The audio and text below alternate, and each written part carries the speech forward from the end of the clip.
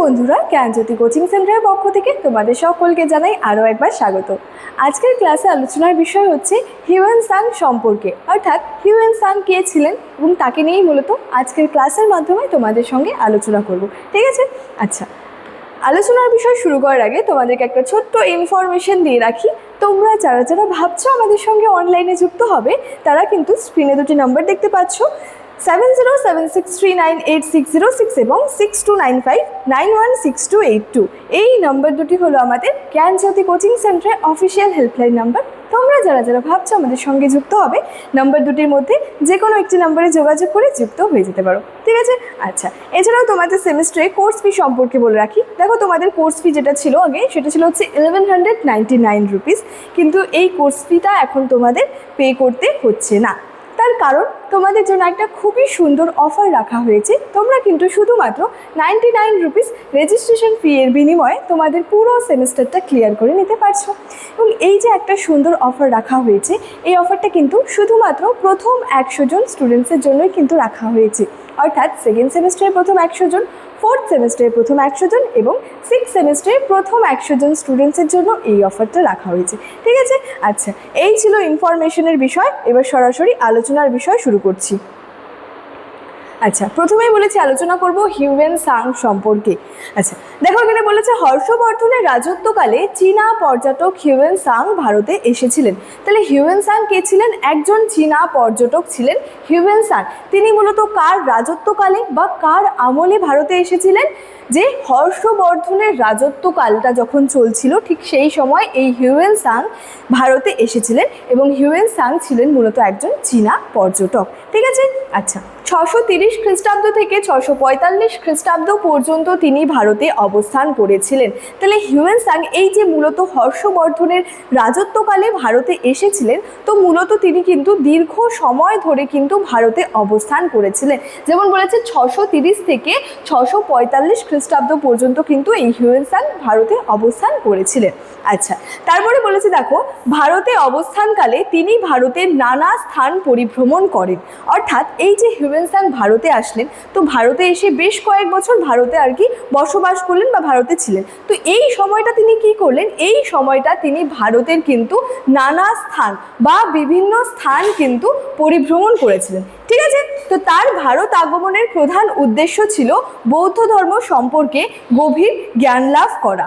মানে তিনি ভারতে আসলেন, ভারতে আসার তার আগমন, ভারতে তিনি এসে বেশ কয়েক বছর ছিলেন। তো মূলত তার উদ্দেশ্য কি ছিল ভারতে আসার? মূলত বৌদ্ধ ধর্ম সম্পর্কে জ্ঞান লাভ করাই কিন্তু ছিল হিউয়েন সাংয়ের ভারতে আসার মূল উদ্দেশ্য। ঠিক আছে? আচ্ছা, বলেছে ভারতে অবস্থানকালে তিনি এদেশের সামাজিক, রাজনৈতিক, অর্থনৈতিক এবং রাজনৈতিক অবস্থান সম্পর্কে জ্ঞান অর্জনও কিন্তু করেছিলেন এবং জ্ঞান অর্জন করেন এবং নিজ দেশে ফিরে যাওয়ার সময় তিনি বেশ কিছু বৌদ্ধ মূর্তি এবং বৌদ্ধ গ্রন্থের পাণ্ডুলিপি সঙ্গে করে নিয়ে যান এবং নিজের অভিজ্ঞতায় বেশ কয়েকটি কিন্তু নিজের যে অভিজ্ঞতা সেগুলি কি করেছিলেন? বেশ কয়েকটি গ্রন্থে লিপিবদ্ধ কিন্তু করেন এবং এগুলির মধ্যে সবথেকে বেশি গুরুত্বপূর্ণ ছিল কিন্তু CUK। তাহলে কি দেখো, মেন বিষয়টা হচ্ছে হিউয়েন সাং হর্ষবর্ধনের রাজত্বকালে ভারতে আসে এবং ভারতে এসে বেশ কয়েক বছর ভারতে অবস্থান করে।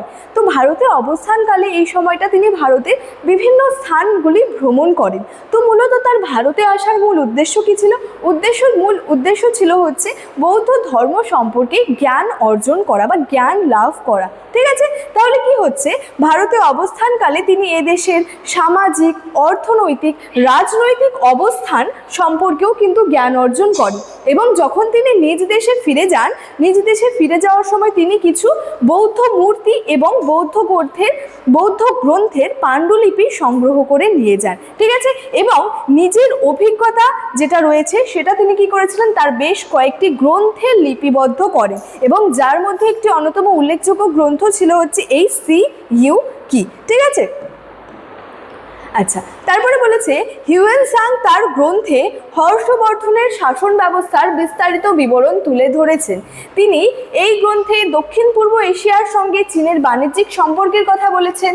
হিউয়েন-সাং নালন্দা বিশ্ববিদ্যালয়ে অধ্যয়ন করেন এবং সেই সময় নালন্দা বিশ্ববিদ্যালয় শিক্ষার শ্রেষ্ঠ কেন্দ্র ছিল এবং একথাও হিউয়েন-সাং কিন্তু উল্লেখ করেছেন। তাহলে মূলত হিউয়েন-সাং সম্পর্কে তোমাদের সঙ্গে আলোচনা করছি। হিউয়েন-সাং কে ছিলেন? একজন চীনা পর্যটক ছিলেন হিউয়েন-সাং। তিনি হর্ষবর্ধনের রাজত্বকালে ভারতে আসেন, ভারতে বেশ কয়েক বছর অবস্থান করেন এবং এই অবস্থানকালে ভারতে বসবাসকালে অবস্থানকালে মূলত তিনি ভারতের বিভিন্ন জায়গা পরিভ্রমণ করেন, ঠিক আছে। তো তিনি ভারতে আসার তার মূল উদ্দেশ্য ছিল হচ্ছে যে বৌদ্ধ ধর্ম সম্পর্কে জ্ঞান অর্জন করা। তো তার যে বিভিন্ন গ্রন্থগুলি রয়েছে সেই গ্রন্থগুলির মধ্যে একটি অন্যতম গুরুত্বপূর্ণ গ্রন্থ ছিল সি-ইউ-কি, ঠিক আছে। তো হর্ষবর্ধনের এই যে গ্রন্থগুলি হিউয়েন-সাংয়ের এই যে গ্রন্থগুলি রয়েছে এই গ্রন্থে থেকে কি বলেছে, হর্ষবর্ধনের যে শাসন ব্যবস্থাটা রয়েছে সেটার বিবরণটা কিন্তু আমরা পেয়ে থাকি।